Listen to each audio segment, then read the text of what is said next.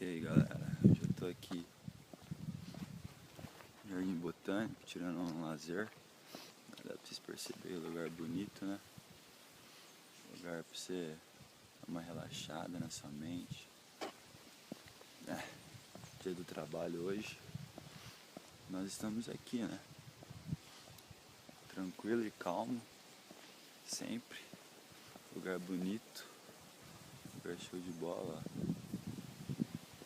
Sozinho, tranquilidade.